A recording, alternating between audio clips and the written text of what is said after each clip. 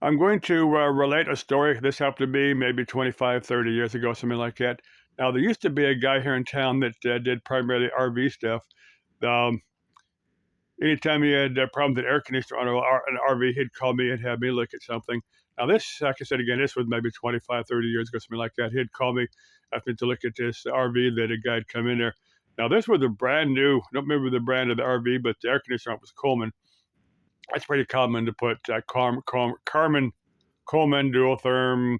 There's two or three of those that they commonly put on RVs. But anyway, this thing was brand new, still under the warranty. Now, I did a preliminary investigation of it. I don't remember exactly what the problem was. But anyway, I said, look, it's brand new. It's under warranty. I don't want to touch it. I might do something to avoid the warranty. But anyway, the Coleman distributor was over in Mesa. Um, we'd called over there. Well, they had just recently had a microburst come through there. It had ripped the roof off a couple of the buildings over there, and they were shut down for a couple of weeks as they was kind of semi rebuilding. We called over there and they said, yeah, we can accommodate the guy. He's got to drive it over here. We can fix it under the warranty. Said we know we're backlogged because we were shut down for a couple of weeks. But anyway, now this guy, like I said, this guy spoke German.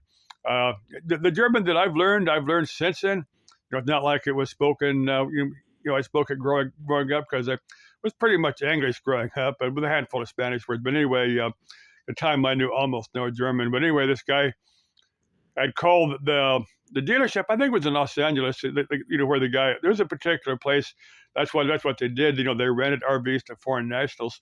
But anyway, to tour the country. But anyway, we called over there, and the guy, and I talked to the guy. I said, look, if this guy can get this RV over to this distributor in Mesa, they can fix it for him under warranty. And I had to phone back to the guy that had rented the RV, and of course explained to him in German, exactly what you had to do. And the guy goes into something to the effect, "No, I can't. I got to head the other direction. I got to go head out for Gila Bend for something." I never could quite get exactly what he had going on at Gila Bend. He was gonna go to Walmart.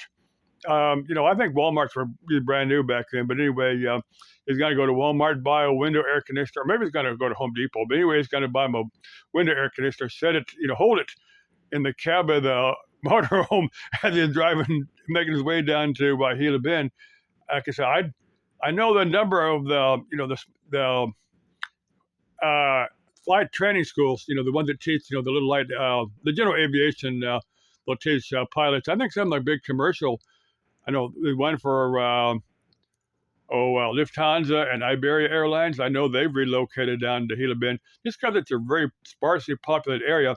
They don't want to have a crash in a major population area. If they're going to have any trouble, they want it over the desert somewhere where it's not going to kill a bunch of people. But anyway, I have no idea if that's what he had going on in Gila Bend. I'm kind of thinking he probably had kinfolk living down there. That's what I kind of think, but I don't know. I couldn't quite understand him. I said the German that I've learned. So after I talked to this guy, and if back then, and nobody had cell phones with language translators.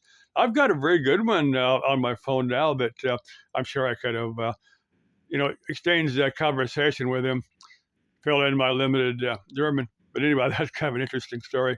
Now I'm going to get to I'm going to make another video. The cities of the valley.